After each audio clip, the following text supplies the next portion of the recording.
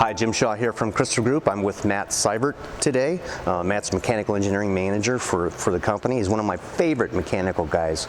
And so Matt is here, and we're going to have a little bit more of a conversation, continuing on from the one we had before, with respect to liquid cooling and what things we need to consider with respect to liquid cooling. And Matt, what are the first things that you think about when you're trying to do liquid cooling for a server, kind of like this one? This is one of our first ones, right? Yeah, so this was one of our earlier designs, and this is, we do have pretty much everything inside of one box here. We got a pump, we got a radiator, we got all the components for cooling. So when you first start out with a design and you're trying to figure out, where do I go? How am I going to do liquid cooling? There's a couple of things to consider. So in this design here, we have something that is air over components, but also liquid cool. So this would be a situation where, you can use air over components, but you just can't get all the heat out of the box, and you need to, then bring it to an outside cooling source, such as a heat exchanger, or even an internal radiator like we have here that just increases your overall surface area.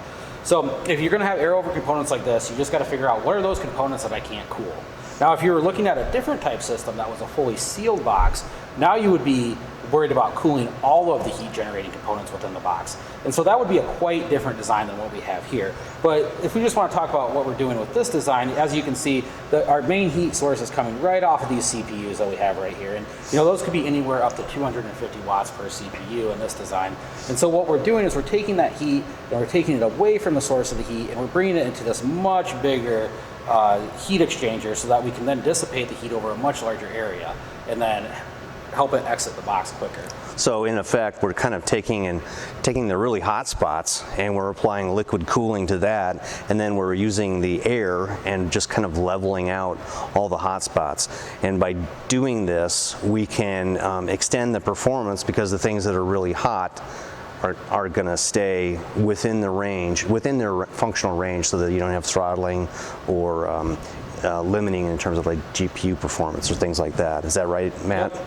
So that's something that you have to consider, is you have to look at what are those components that you're trying to cool and what are the maximum temperatures that those can reach. So that's where you would start with your design. You would start at what's that maximum junction temperature, and you would work yourself backwards into a heat sink design, or even up to your radiator design that then allows you to dissipate that heat and keep those components well underneath that maximum temperature range. So I noticed here, Matt, we've repackaged a pump system and then actually included a reservoir inside that pump. And then what's it connected to? So if you look here, we go from the pump / radiator, our reservoir combination here, and then that runs straight down to our heat source in these CPUs. And then it comes back up around here, and as you can see right here in the middle, this is our heat exchanger, or our radiator. And what we're doing is we're blowing air directly through that and then dissipating that heat. So we actually made a custom radiator that would go in a 1U or a 2U that we're pumping fluid through and then passing air through that, so that we can essentially level out or average the hot spots within the box. Correct? Yep. All right. Anything else you want to say relative to the design? I mean, this is pretty impressive when you think about it. It is a completely self-contained water-cooled unit in that must be about a 22-inch depth. Yeah, so roughly this is a 22-inch depth, and this adds about 3 inches of depth to what our standard product would be. And so that 3 inches is then, to accommodate the radiator here in the middle of the unit.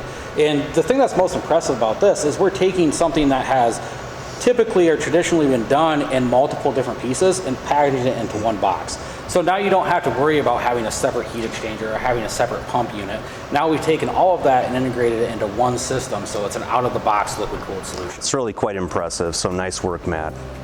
Why don't you drop us a line or a comment on www.crystalrugged.com if you have any comments or questions. We'd love to respond. Thank you.